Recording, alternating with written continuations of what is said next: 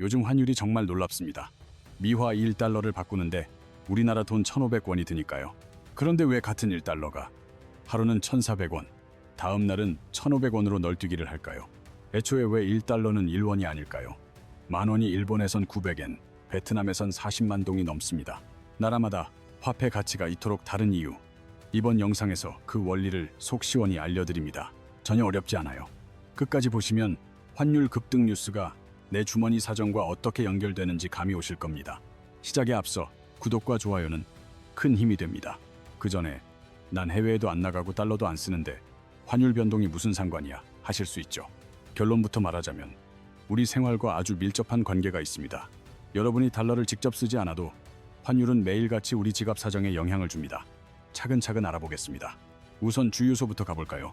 한국은 석유를 전량 수입하고 결제는 반드시 달러로 해야 합니다. 달러당 1,000원일 때 88,000원 하던 기름 1배럴이 환율이 1,500원이 되면 12만 원이 되는 거죠.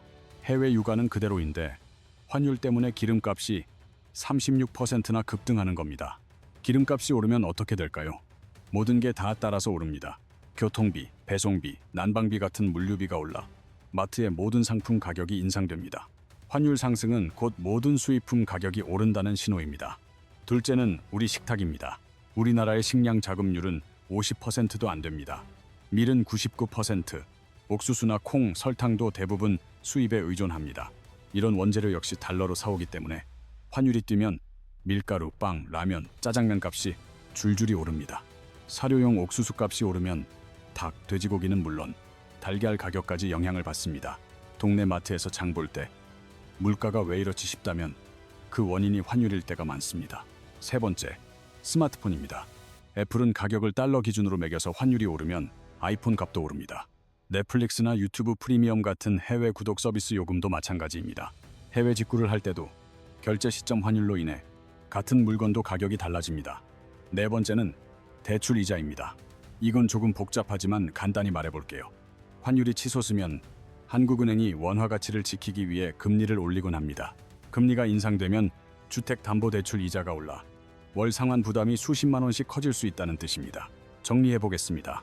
환율이 오르면 주유비, 식비, 통신기기 구매, 대출 이자까지 모두 부담이 커집니다. 달러를 직접 사용하지 않더라도 우리가 소비하는 모든 것에는 이미 달러 가치가 녹아 있습니다. 그러니 원달러 환율 1,500원 돌파 같은 뉴스는 숫자 변경이 아닌 여러분의 생활비 상승 신호로 봐야 합니다. 그럼 지금부터 환율 변동의 원리를 제대로 파헤쳐 보겠습니다. 먼저 돈의 정체부터 짚고 넘어가야 합니다. 과거에는 화폐가 금에 묶여 있었는데 이것을 근본 위제라고 합니다. 국가가 보유한 금의 양만큼만 화폐를 발행하던 시절입니다. 금이 100톤이면 딱 그만큼의 돈만 찍었습니다. 돈을 마구 찍을 수 없으니 덕분에 환율은 무척 안정적이었습니다. 결국 1970년대에 대부분의 국가가 근본 위제를 폐기하고 새로운 체제로 넘어갔습니다. 바로 법정화폐 체제입니다.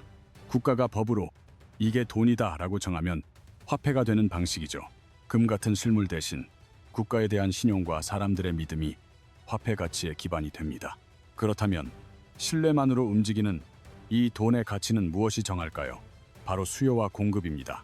전 세계에서 찾는 이가 많으면 가치가 오르고 아무도 원치 않으면 가치가 떨어지는 거죠. 모두가 필요로 하는 미국 달러는 강세를 띠고 자국민도 외면하는 베네수엘라 볼리바르는 종이 조각이 된 것입니다. 그렇다면 수요와 공급을 결정하는 핵심 요인은 무엇일지 지금부터 하나씩 짚어보겠습니다. 첫 번째는 수출입니다. 한국이 수출 중심 경제이기에 환율에 민감할 수밖에 없습니다. 2025년 한국의 수출액은 사상 최초로 7천억 달러를 넘어섰습니다. 이 가운데 반도체가 1,734억 달러, 자동차가 720억 달러를 차지합니다. 여기서 주목할 점이 있습니다. 삼성이 미국의 반도체를 팔면 대금으로 달러를 받습니다. 이 달러를 원화로 바꿔야 직원들 월급도 주고 공장도 운영하겠죠. 이 과정에서 달러를 팔고 원화를 사들이니 자연스레 원화의 수요가 높아집니다. 이것이 수출 강국의 통화 가치가 오르는 원리입니다. 반도체, 자동차 수출이 늘수록 원화를 찾는 수요가 늘어 가치가 상승하는 거죠. 그렇다면 우리가 석유를 사들일 땐 어떻게 될까요? 석유 대금은 달러로 지불해야 합니다. 원화를 팔아 달러를 구해야 하니 달러 값은 오르고 원화는 약세가 됩니다. 수출이 많고 수입이 적을수록 자국 화폐 가치가 오르는 게 일반적이지만 현실은 복잡합니다. 한국이 수출 강국인 동시에 에너지의 93% 이상을 수입하는 나라라는 점이 변수입니다. 석유와 가스는 사실상 전량 수입이죠. 이 때문에 국제 유가가 치솟으면 원화 가치가 떨어지는 현상이 나타나는 겁니다. 또 한 가지, 전 세계의 석유는 달러로만 거래된다는 점을 아실 겁니다. 이를 페트로 달러라고 부릅니다. 미국이 사우디아라비아 등 산유국들과 약속해 석유는 반드시 달러로만 사도록 규칙을 정한 거죠. 어떤 나라든 석유를 사려면 달러가 꼭 필요하기에 전 세계가 달러를 보유하게 된 겁니다. 이것이 바로 달러가 세계 기축통화로 자리 잡은 결정적인 계기입니다.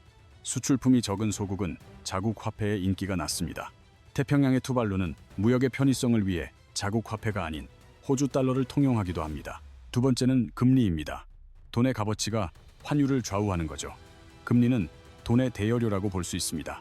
1,000만 원을 5% 이율로 은행에서 빌렸다면 나중에 50만 원을 더해 갚는 것과 같습니다. 금리가 환율과 무슨 상관이 있을까요? 전 세계의 돈은 더 높은 이익을 쫓아 끊임없이 이동하기 때문입니다.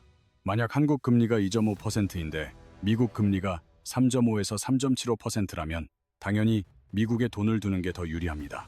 그 결과 국내 자본이 미국으로 유출되는 겁니다. 원화를 팔아 달러로 바꾸는 과정에서 달러는 귀해지고 원화는 흔해집니다. 결국 원화 가치는 내려가고 환율이 뛰는 거죠. 요즘 상황이 정확히 이와 같습니다. 한국은 기준금리가 2.5%지만 미국은 3.5에서 3.75% 수준입니다. 양국 간의 금리 격차가 1.0에서 최대 1.25%포인트나 되는 셈입니다. 바로 이 금리차 때문에 외국 자본이 한국을 떠나는 겁니다. 게다가 서학개미라 불리는 개인 투자자들의 미국 주식 투자 열기도 뜨겁습니다. 개인의 해외 투자액만 해도 300조 원을 돌파했습니다. 이 자금 역시 원화를 팔아 달러로 환전되기에 원화 약세를 심화시키는 원인이 됩니다. 그럼 한국은행이 금리를 올리면 되지 않냐고 생각할 수 있지만 문제가 복잡합니다. 투자자 유치에는 유리해도 국민의 대출 상환 부담이 커지니까요. 주택 대출이자 자영업자 융자 부담이 가중되고 기업의 투자 심리도 위축됩니다. 경제 활동이 위축되면 실업률 상승으로 이어질 수 있습니다. 그래서 한은의 금리 결정에 온 국민의 시선이 쏠리는 겁니다. 이러지도 저러지도 못하는 어려운 줄타기인 셈이죠. 세 번째는 인플레이션입니다. 물가가 지속적으로 상승하는 것으로, 다시 말해 돈의 가치가 떨어지는 현상이죠.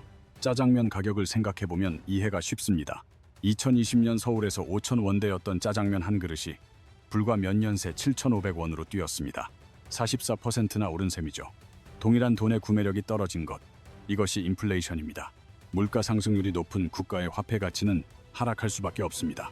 나날이 가치가 사라지는 돈을 쥐고 있으려는 사람은 없겠죠. 짐바브웨가 대표적인 예입니다. 1980년대만 해도 짐바브웨 1달러의 가치는 미국 1.35달러를 웃돌았습니다. 하지만 잘못된 정책과 부패, 국제 제재로 경제가 붕괴하자 정부는 돈을 마구 찍어냈습니다. 그 결과 2000년대에는 미국 1달러가 짐바브웨 60만 달러의 가치를 지니게 됐습니다. 급기야 100조 달러 지폐마저 발행됐고 결국 정부는 자국 화폐를 버리고 미 달러를 사용하기에 이릅니다. 한국은 이런 극단적 상황은 아니지만 물가 상승은 마찬가지로 원화 가치에 부담을 줍니다. 한국은행이 물가 목표치를 2%로 정해 관리하는 것도 이런 이유 때문입니다. 네 번째는 국가 안정성, 다시 말해 신뢰도입니다. 해외 투자자가 가장 중요하게 여기는 것은 무엇일까요? 높은 수익률보다 우선시되는 것이 바로 해당 국가의 정치, 경제적 안정입니다. 정세가 불안하면 제도가 예측 불가능하게 바뀝니다. 갑작스러운 세금 인상 같은 변수는 기업의 장기 계획을 방해합니다. 시위나 정전으로 생산 활동이 중단될 위험도 있습니다. 1970년대 중국이 문호를 열자 전 세계 기업들이 경쟁적으로 중국에 진출했습니다. 공장 설립, 토지 매입, 임금 지급 등의 위안화가 필요해지자 위안화 수요가 폭증했고 중국으로 막대한 자본이 몰렸습니다. 한국의 경우도 같습니다. 외국인이 국내 주식이나 채권을 매입하기 위해서는 원화가 있어야 합니다. 해외 자본이 유입될수록 원화의 인기가 높아져 환율은 하락하고 반대로 자본이 빠져나가면 환율은 상승합니다. 뉴스에서 외국인 자금이 빠져나간다고 하면 환율이 뛰는 편이죠. 최근 환율이 1,500원까지 오른 것도 비슷한 맥락입니다. 중동 사태로 기름값이 뛰고 미국과 금리 차가 여전하니 외국 자본이 우리 시장을 떠나는 겁니다. 이렇게 빠져나간 돈이 1조 8천억 원에 이른다는 분석도 나왔습니다. 국가가 안정되면 자금이 모이고 이는 그 나라 통화 가치를 높이는 결과로 이어집니다.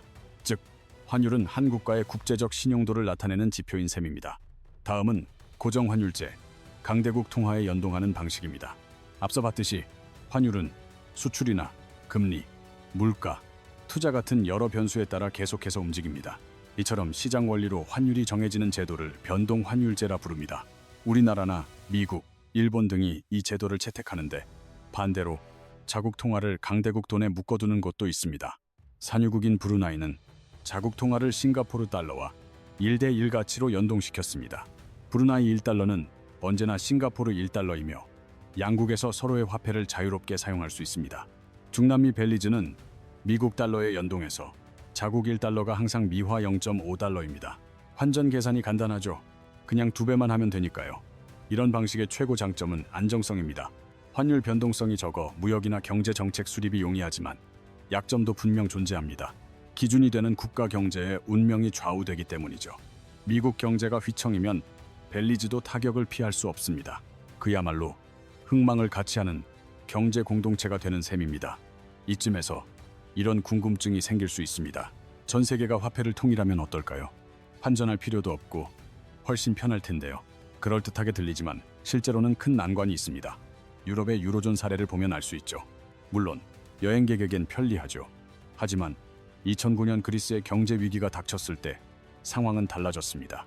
그리스에서 시작된 위기가 유로존 전체로 확산되면서 경제 대국인 독일과 프랑스마저 그 여파를 겪었습니다.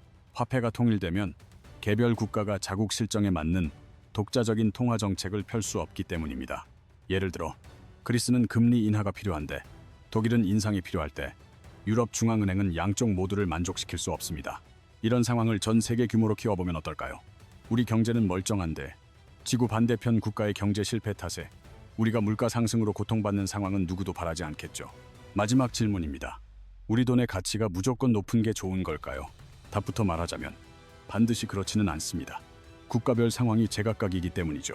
원화 가치가 오르면 수입품과 해외여행 비용이 저렴해져 소비자에게는 이득입니다. 반면 수출을 주력으로 하는 기업들은 어려움을 겪습니다. 예를 들어 1달러짜리 반도체를 팔 때 환율이 1,400원이면 1,400원을 벌지만 1,100원으로 떨어지면 수입도 그만큼 줄어듭니다. 똑같은 제품을 수출해도 버는 돈이 적어지는 셈이죠. 반대로 원화 가치가 하락하면 수출 기업에겐 호재지만 소비자는 힘들어집니다. 수입품 가격이 비싸져 육아나 식료품비 부담이 커지기 때문입니다. 중국이 수출 경쟁력을 높이려 의도적으로 위안화 가치를 낮게 유지한다는 지적을 받는 이유도 여기에 있습니다. 이를 환율 조작이라 합니다. 결국 환율은 좋다 나쁘다로 단정할 수 없는 문제입니다. 그 나라의 경제 구조나 정책 등 모든 요소가 얽힌 복잡한 함수와 같습니다. 오늘 이야기의 핵심을 요약해 보겠습니다. 환율의 기본 원리는 자국 통화의 수요와 공급이며 수출이나 금리, 물가, 국가 신용도 등이 바로 이 수요와 공급에 영향을 미칩니다. 그리고 이 환율이 육아, 식탁 물가, 대출 이자 등 우리 삶 전반을 좌우하게 됩니다. 이제 뉴스에서 원달러 환율 급등 같은 기사를 보게 되면 단순한 숫자를 넘어 그 이면의 경제 흐름을 읽어내실 수 있을 겁니다. 오늘 영상이 유익하셨다면 좋아요와 구독 잊지 마시고요. 질문은 언제든 댓글로 달아주세요. 시청해주셔서 고맙습니다.